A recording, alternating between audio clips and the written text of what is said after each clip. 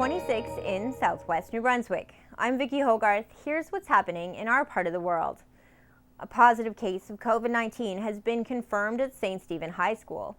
Parents and staff received a letter Monday night informing them of the positive case, as well as plans for the school to close on Tuesday for an operational response day. During the operational response day, additional cleaning took place at the school while public health began the contact tracing process. Public health is currently notifying anyone who is required to self-isolate due to contact with the positive case. At a press conference on Monday, Minister of Health Dorothy Shepherd said New Brunswick residents who cross the international border daily to work in Maine will now be subject to weekly testing. Shepherd says a detailed plan of how weekly testing will work for international commuters will be released to the public in the coming days. We are working on a couple of different avenues to bring testing closer to every community with workers that we depend, we rely on to, especially in our medical field. And so we should have more information on that coming in the very few days. The task force is working under, under a few possibilities is the word I'm looking for.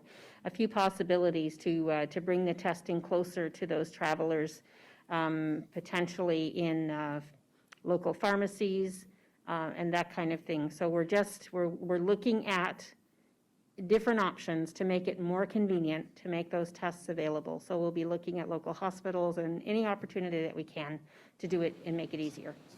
There are currently 3 COVID-19 micro-testing sites in Charlotte County, located at the Campobello Health Center, the Fundy Health Center, and the Charlotte County Hospital.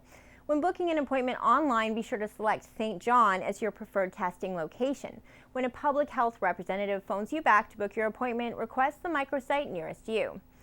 If positive cases in New Brunswick come from international travel, which includes international daily commuters, they will be sent to the national lab to be tested for new variants of COVID-19.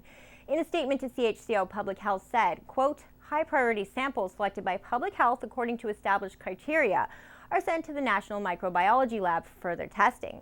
This includes all cases that indicated recent travel outside of Canada. In addition, approximately 25% of samples are sent to the National Lab for random sampling. A group of St. Stephen High School students premiered the first episode of Spartan TV on CHCO last week. The student-produced show gives a unique glimpse into the lives of New Brunswick high school students during the time of COVID-19 and the challenges they face getting an education during a worldwide pandemic. The first episode of Spartan TV features first-hand accounts of students' experiences, as well as interviews with educators and Minister of Education Dominic Carty. St. Andrew's COVID-19 home delivery service has resumed in 2021 to help local residents safely receive orders from Joey's Independent Grocer, Cockburn's Drugs, and St. Andrew's Home Hardware. A collaboration between the town and the Kiwanis Club of St. Andrews, the program's 45 local volunteers do wellness checks and daily deliveries of essential goods. But I think it's important that for our community that we're ready for anything that comes, especially with the variants that are out there.